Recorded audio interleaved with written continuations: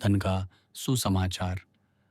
मेरी किताब धन का सुसमाचार पब्लिश होने के बाद यह ज़रूरी था कि मैं और ज़्यादा धन के लिए संघर्ष करना बंद करके इसकी शिक्षाओं पर चलूं। मैंने जमा करना बंद करने और समझदारी से बांटने का बहुत ज़्यादा गंभीर और मुश्किल काम शुरू करने का फैसला किया। हमारा मुनाफा हर साल $40 मिलियन तक पहुंच गया था और हमारे सामने कमाई बढ़ने की उम्मीद कमाल की थी। हमारे बाद आने वाली company United states steel corporation ने खरीदने के तुरंत बाद एक साल में 60 मिलियन कमाए। अगर हमारी कंपनी बिजनेस में बनी रहती और अपने विस्तार के प्लान पर बनी रहती, तो हमें लगा कि उस साल 70 मिलियन कमाए जा सकते थे। स्टील राजगद्दी पर बैठ गया था और सभी घटिया मटेरियल को हटा रहा था। यह साफ दिख रहा था कि आगे एक बड़ा भविष्य है। लेकिन जहाँ तक मेरी बात है, मुझे पता था कि मेरे सामने बाँटने का काम बुढ़ापे में मुझ पर बहुत ज़्यादा बोझ डालेगा। हमेशा की तरह शेक्सपियर ने इस विचार पर अपना जादुई असर डाला और ये वाक्य बनाया, इसलिए बाँटने से ज़्यादा खत्म हो जाना चाहिए और हर आदमी के पास काफ़ी हो। इस मोड़ पर यानी मार्च 1901 मिस्टर श्वाब ने मुझे बताया कि मिस्टर मॉर्गन ने उनसे कहा था कि वह सच में जानना चाहेंगे कि क्या मैं बिजनेस से रिटायर होना चाहता हूँ। अगर हाँ, तो उन्हें लगा कि वह इसका इंतजाम कर सकते हैं। उन्होंने यह भी कहा कि उन्होंने हमारे पार्टनर्स से सलाह ली है और वे मिस्टर मॉर्गन की दी गई शर्तों से आकर्षित होकर बेचने के लिए तैयार थे। मैंने मिस्टर श्वाब से कहा कि अगर मेरे पार्टनर्स बेचना चाहते हैं तो मैं मान जाऊंगा, और आखिरकार हमने बेच दिया। सट्टेबाजों ने पुरानी लोहे और स्टील की मिलें खरीदकर और उन्हें भोले-भाले खरीदारों को ज़्यादा कीमत पर बेचकर इतना धोखा दिया था। कुछ मामलों में $100 के शेयर बहुत कम कीमत पर बेचे गए कि मैंने कॉमन स्टॉक के लिए कुछ भी लेने से मना कर दिया। अगर मैंने ऐसा किया होता तो मुझे लगभग 100 मिलियन ज़्यादा 5% वाले बॉन्ड मिलते, जो मिस्टर मॉर्गन ने बाद में कहा कि मैं ले सकता था। हमारे स्टील बिज़नेस में इतनी खुशहाली और पैसे की इतनी वैल्यू थी। घटनाओं ने साबित कर दिया कि बताई गई एक्स्ट्रा रकम मांगना मेरा बिल्कुल सही था, क्योंकि कॉमन स्टॉक तब से लगातार 5% दे रहा है। लेकिन मेरे पास इतना पैसा था, जैसा कि साबित हो चुका है, कि मैं इसे बांटने की कोशिश में पहले से कहीं ज़्यादा बिजी रहा। मेरा पहला बांटना मिलों में काम करने वाले लोगों को था। नीचे दिए गए लेटर और पेपर इस तोहफे के बारे में बताएंगे। न्यूयॉर्क NY 12 मार्च 1901। मैं बिजनेस से रिटायर होने पर सरप्लस पैसे का यह पहला इस्तेमाल कर रहा हूँ। पहले मॉर्गेज 5% बॉन्ड के 4 मिलियन। यह उन मजदूरों के भारी कर्ज को मानने के लिए है जिन्होंने मेरी सफलता में इतना बड़ा योगदान दिया है। यह उन लोगों को राहत देने के लिए है जो एक्सीडेंट से परेशान हो सकते हैं, और बुढ़ापे में मदद की ज़रूरत वाले लोगों को छोटी पेंशन देने के लिए है। इसके अलावा मैं ऐसे बॉन्ड के $1 मिलियन देता हूँ जिससे होने वाली कमाई का इस्तेमाल हमारे मजदूरों के लिए बनाई गई लाइब्रेरी और हॉल को मेंटेन करने के लिए किया जाएगा। बदले में होमस्टेड के मजदूरों ने यह पता दिया। मुन हॉल, 23 फरवरी 1903।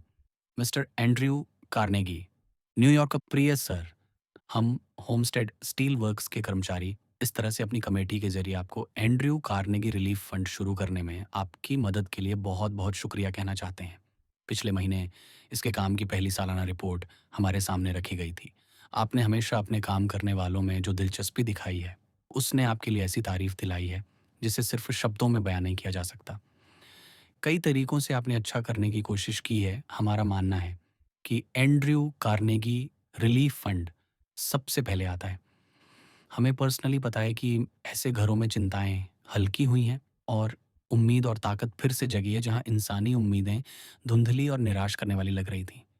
सादर आपका, Harry F, Rose roller, Waller John Bell junior blacksmith committee. My नाम J. A. Horton, timekeeper. Walter A Gregg, electric foreman. Harry Cusack, yardmaster. Lucy furnace वालों ने मुझे एक सुंदर चांदी की प्लेट दी और उस पर यह पता लिखा था, Andrew Carnegie relief fund, Lucy furnace.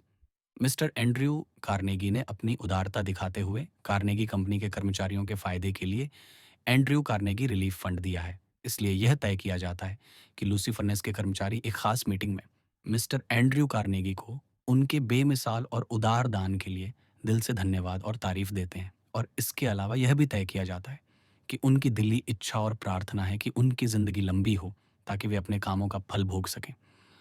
James Scott, chairman.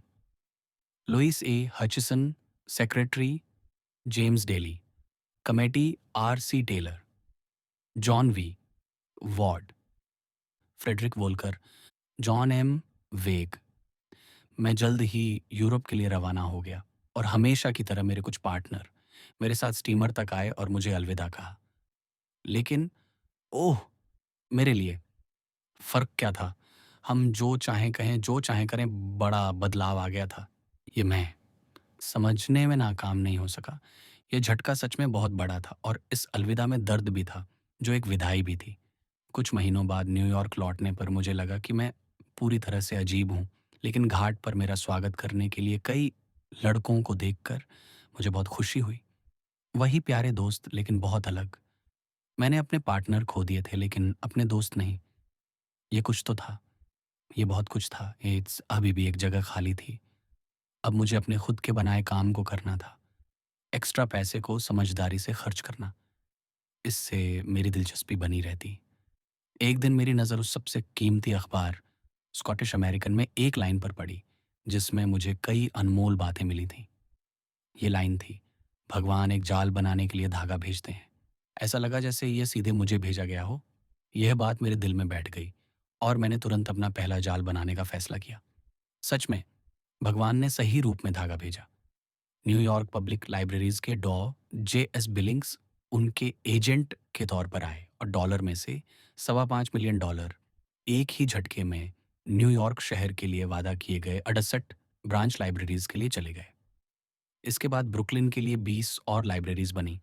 जैसा कि मैंने कहा, मेरे पिता डनफर्म लाइन के उन 5 पायनियर्स में से एक थे, जिन्होंने मिलकर अपनी कुछ किताबें अपने कम किस्मत वाले पड़ोसियों को दी। मैंने उनके नक्शे-क़दम पर चलते हुए अपने शहर को एक लाइब्रेरी दी, जिसकी नींव मेरी माँ ने रखी थी, ताकि यह पब्लिक लाइब्रेरी असल में मेरा पहला तोहफ़ा हो। इसके बाद एलेगनी शहर को एक पब्लिक लाइब्रेरी और हॉल दिया गया, अमेरिका में हमारा पहला घर। प्रेसिडेंट हैरिसन मेहरबानी करके मेरे साथ वॉशिंगटन से आए और इन बिल्डिंग्स का उद्घाटन किया। इसके तुरंत बाद पिट्सबर्ग ने एक लाइब्रेरी मांगी, जो दे दी गई। यह समय के साथ इमारतों के एक ग्रुप में बदल गया, जिसमें एक म्यूजियम, एक पिक्चर गैलरी, टेक्निकल स्कूल और Margaret Morrison school for young women शामिल थे। इमारतों के इस ग्रुप को मैंने 5 नवंबर 1895 को जनता के लिए खोला। पिट्सबर्ग में मैंने अपनी किस्मत बनाई थी और इस ग्रुप पर पहले ही खर्च किए गए 24 मिलियन में से उसे जो उसने दिया था, उसका केवल एक छोटा सा हिस्सा वापस मिलता है, और जिसका वह पूरी तरह से हकदार है। दूसरा बड़ा तोहफा वाशिंगटन का कार्नेगी इंस्टीट्यूशन शुरू करना था। 28 जनवरी 1902 को मैंने 5% बॉन्ड में $10 मिलियन दिए, जिसमें कुल कैश वैल्यू $25 मिलियन बनाने के लिए काफ़ी कुछ जोड़ा गया है। यह बढ़ोतरी मिले नतीजों के रिकॉर्ड के आधार पर की गई है। मैं स्वाभाविक रूप से इस मामले पर प्रेसिडेंट रूजवेल्ट से सलाह लेना चाहता था, और अगर हो सके तो secretary of state mister John Hay को चेयरमैन के रूप में शामिल करना चाहता था, जिसके लिए वह तुरंत तैयार हो गए। उनके साथ डायरेक्टर के तौर पर मेरे पुराने दोस्त Abram S Hewitt, Dr Billings, William E Dodge, Elihu Root, colonel Higginson, D O Mills, Dr S Weir Mitchell और दूसरे लोग जुड़े थे। जब मैंने प्रेसिडेंट रूजवेल्ट को उन जाने माने लोगों की लिस्ट दिखाई जो सेवा करने के लिए राजी हुए थे, तो उन्होंने कहा, आप इसकी नकल नहीं कर सकते। उन्होंने उस फाउंडेशन का जोरदार समर्थन किया, जिसे 28 अप्रैल 1904 को कांग्रेस के एक एक्ट से इस तरह शामिल किया गया था: इंसानियत की बेहतरी के लिए जांच, रिसर्च और खोज और ज्ञान के इस्तेमाल को सबसे बड़े और सबसे खुले तरीके से बढ़ावा देना, और खास तौर पर साइंस, लिटरेचर या आर्ट के किसी भी डिपार्टमेंट में जांच करना, उसे देना और मदद करना, और इस मकसद के लिए सरकारों, यूनिवर्सिटी, कॉलेज, टेक्निकल स्कूल, पढ़े लिखे समाज और लोगों के साथ मिलकर काम करना। मैं डॉ बिलिंग्स का शुक्रगुजार हूं कि उन्होंने डॉ डैनियल सी गिलमैन को पहला प्रेसिडेंट चुना। कुछ साल बाद उनका निधन हो गया। फिर डॉ बिलिंग्स ने मौजूदा बहुत सफल प्रेसिडेंट डॉ रॉबर्ट एस वुडवर्ड का नाम सुझाया। वे लंबे समय तक इंस्टीट्यूशन के मामलों को गाइड करते रहे। इसकी कामयाबियों का इतिहास इसके पब्लिकेशंस के ज़रिए इतना मशहूर है कि यहाँ डिटेल्स देना ज़रूरी नहीं है। हालाँकि मैं इसके 2 कामों का ज़िक्र कर सकता हूँ जो कुछ हद तक यूनिक हैं। ये लकड़ी और कांसे की यॉट कार्नेगी के साथ दुनिया भर में सर्विस कर रहा है, जो पहले के सर्वे की गलतियों को ठीक करने के लिए दुनिया भर में घूम रही है। इनमें से कई ओशन सर्वे कंपास में बदलाव की वजह से गुमराह करने वाले पाए गए हैं। कांसा नॉन मैग्नेटिक होता है। ये उन कई सुधारों में से सिर्फ एक है जो उन देशों को बताए गए हैं जो जहाज़ों में, समुद्र में जाते हैं। उनका शुक्रिया ही हमारा बड़ा इनाम है। तोहफ़े के दस्तावेज़ में मैंने उम्मीद जताई थी कि हमारा नया रिपब्लिक किसी दिन कम से कम कुछ हद तक पुरानी ज़मीनों का बड़ा कर्ज़ चुका पाएगा। मुझे इससे ज़्यादा खुशी किसी और चीज़ से नहीं मिलती कि उसने कुछ हद तक ऐसा करना शुरू कर दिया है। घूमने वाले कार्नेगी की अनोखी सेवा के साथ हम कैलिफ़ोर्निया के माउंट विल्सन पर 5,886 फीट की ऊंचाई पर बनी फिक्स्ड ऑब्जर्वेटरी को भी रैंक कर सकते हैं।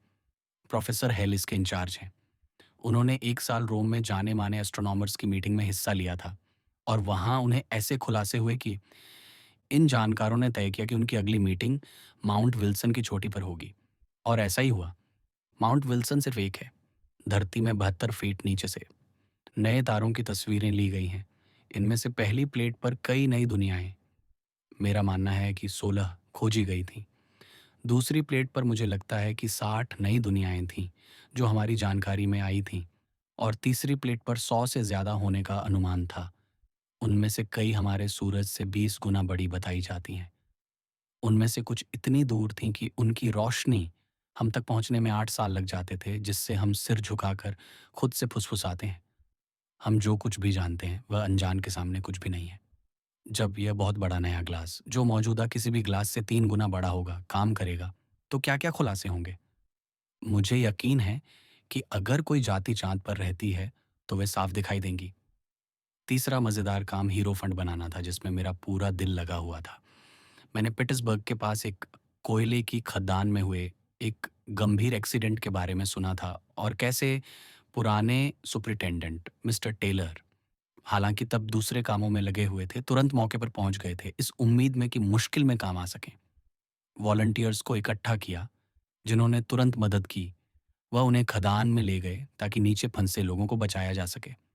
अफसोस, अफसोस, उस बहादुर लीडर ने अपनी जान गंवा दी।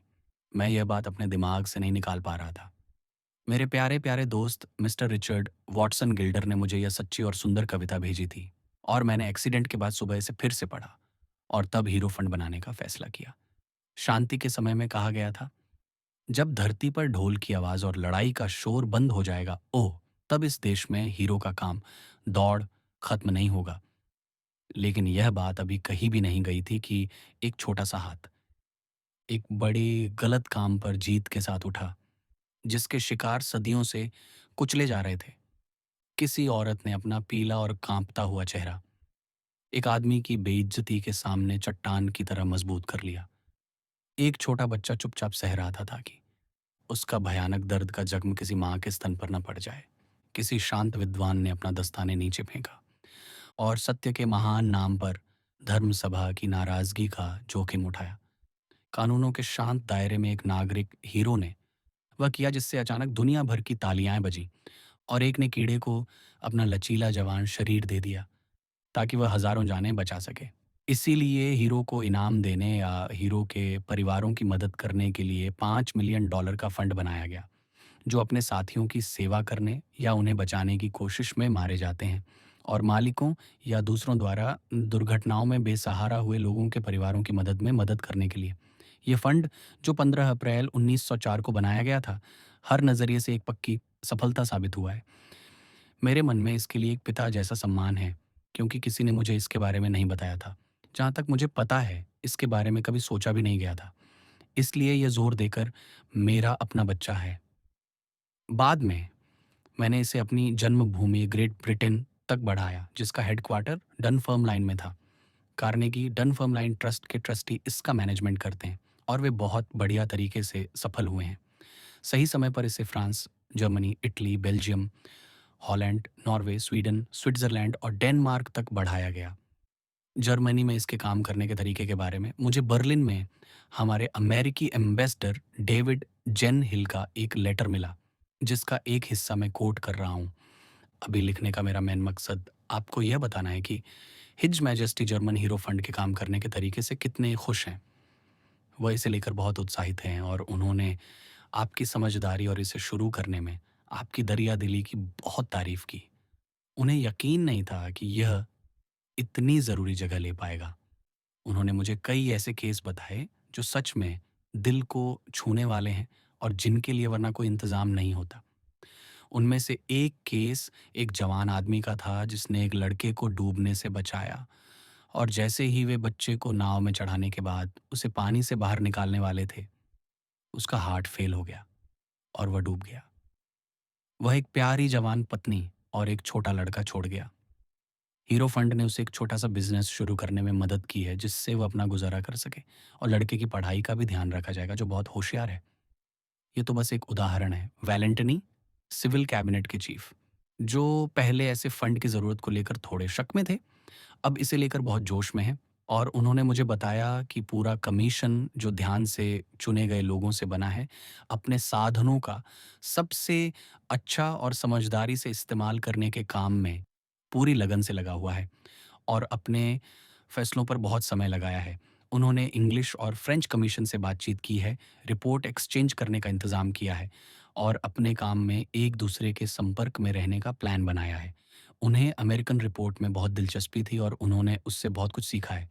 ब्रिटेन के किंग एडवर्ड फंड के इंतज़ामों से बहुत प्रभावित हुए और उन्होंने मुझे इस और मेरी जन्मभूमि को दिए गए दूसरे तोहफ़ों की तारीफ़ में एक ऑटोग्राफ वाला लेटर लिखा, जिसे मैं बहुत महत्व देता हूँ और इसलिए इसे शामिल कर रहा हूँ। विंडसर कैसल 21 नवंबर 1908। प्रिय मिस्टर कार्नेगी, पिछले कुछ समय से मैं आपको यह बताने के लिए बेचैन था कि आपने इस देश, अपनी जन्मभूमि के लिए जो बड़े सार्वजनिक काम किए हैं, उनके लिए आप कितने दयालु हैं। तोहफ़ों से भी कम तारीफ़ के काबिल नहीं है कि आपने उनके गलत इस्तेमाल को रोकने में कितनी सावधानी और सोच विचार किया है। मैं आपको यह बताने के लिए बेचैन हूँ कि मैं आपके सबसे उदार फ़ायदों और देश को मिलने वाली बड़ी सेवाओं को कितनी गर्मजोशी से पहचानता हूँ। पहचान के तौर पर, मुझे उम्मीद है कि आप मेरी तस्वीर स्वीकार करेंगे जो मैं आपको भेज रहा हूँ। मेरा यकीन करें प्यारे मिस्टर कार्नेगी, धन्यवाद आपका। Edward R. और मैं अमेरिका के कुछ अखबारों को हीरो फंड की खूबियों पर शक था और पहली सालाना रिपोर्ट की बुराई की गई थी, लेकिन यही सब खत्म हो गया है। और अब फंड के काम की दिल से तारीफ की जाती है। इसने जीत हासिल की है और इस ट्रस्ट को खत्म होने में बहुत समय लगेगा। बर्बर अतीत के हीरो अपने साथियों को घायल करते थे या मार डालते थे। हमारे सभ्य समय के हीरो अपने साथियों की सेवा करते हैं या उन्हें बचाते हैं। शारीरिक और नैतिक हिम्मत में, बर्बरता और सभ्यता में यही फर्क है। जो पहले वर्ग के हैं वे जल्द ही गुजर जाएंगे, क्योंकि हम आखिरकार एक दूसरे को मारने वाले लोगों को वैसे ही आदमखोर मानेंगे जैसे हम अब एक दूसरे को खाने वाले आदमखोर मानते हैं। लेकिन दूसरे वर्ग के लोग तब तक नहीं मरेंगे जब तक धरती पर इंसान रहेंगे, क्योंकि वे जो बहादुरी दिखाते हैं वह भगवान जैसी है। हीरो फंड मुख्य रूप से एक पेंशन फंड साबित होगा। इसमें पहले से ही कई पेंशनर, हीरो या हीरो की विधवाएं या बच्चे हैं। इसके बारे में शुरू में एक अजीब गलतफहमी पैदा हुई थी। कई लोगों ने सोचा कि इसका मकसद बहादुरी वाले कामों को बढ़ावा देना है, कि हीरो को इनाम के लिए अपना रोल निभाने के लिए उकसाया जाता है। यह बात मेरे दिमाग में कभी नहीं आई। यह बेतुका है। सच्चे हीरो इनाम के बारे में नहीं सोचते। वे प्रेरित होते हैं और सिर्फ अपने उन साथियों के बारे में सोचते हैं जो खतरे में हैं, कभी खुद को नहीं। इस फंड का मकसद हीरो को पेंशन देना या सबसे सही तरीके से मदद करना है। अगर वह डिसेबल्ड हो जाए या अगर वह दूसरों को बचाने की कोशिश में मर जाए, तो उस पर डिपेंडेंट लोगों को। इसकी शुरुआत अच्छी हुई है और जैसे-जैसे इसके मकसद और सर्विसेज को बेहतर ढंग से समझा जाएगा, ये साल दर साल पॉपुलर होता जाएगा। आज अमेरिका में हमारी लिस्ट में 1430 हीरो पेंशनर या उनके परिवार हैं। मुझे हीरो फंड का प्रेसिडेंट कार्नेगी के एक पुराने आदमी चार्ली टेलर में मिला, जो ओरिजिनल लड़कों में से एक था। चार्ली के लिए कोई सैलरी नहीं थी। वह एक पैसा भी नहीं लेगा। उसे काम से इतना प्यार है कि मेरा मानना है कि वह इसके साथ रहने की परमिशन के लिए बहुत ज़्यादा पैसे देगा। वह सही जगह पर सही आदमी है। मिस्टर विलमॉट की काबिल मदद से वह Carnegie workman, Carnegie relief fund की पेंशन का भी इंचार्ज है।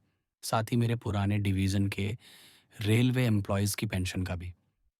3, रिलीफ फंड और उन सभी से दूसरों को फ़ायदा हो रहा है। एक दिन मैंने चार्ली से अपना बदला लिया, जो हमेशा मुझसे दूसरों के लिए कुछ करने के लिए कहता रहता था। वह लेहाई यूनिवर्सिटी से ग्रेजुएट है और उसके सबसे वफ़ादार बेटों में से एक है।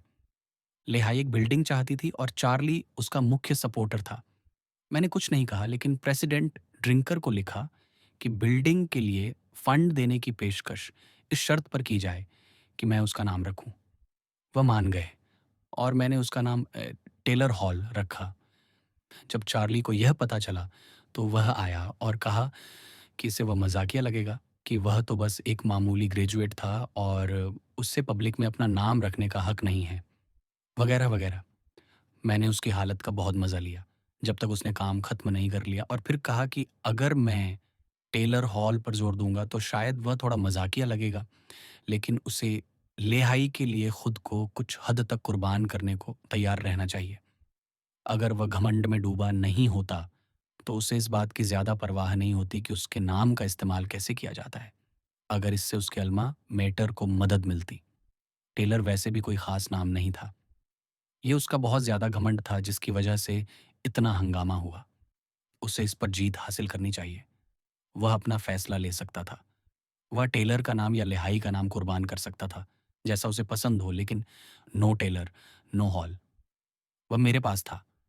जो विज़िटर बाद के दिनों में उस स्ट्रक्चर को देखेंगे और सोचेंगे कि टेलर कौन था, वे निश्चिंत रह सकते हैं कि वह लेहाई का एक वफ़ादार बेटा था, जो सिर्फ़ उपदेश देने वाला नहीं, बल्कि अपने साथियों की सेवा के लिए सुसमाचार का प्रचार करने वाला एक काम करने वाला और अब तक के सबसे अच्छे लोगों में से एक था। ऐसे हैं हमारे Lord high commissioner of pensions.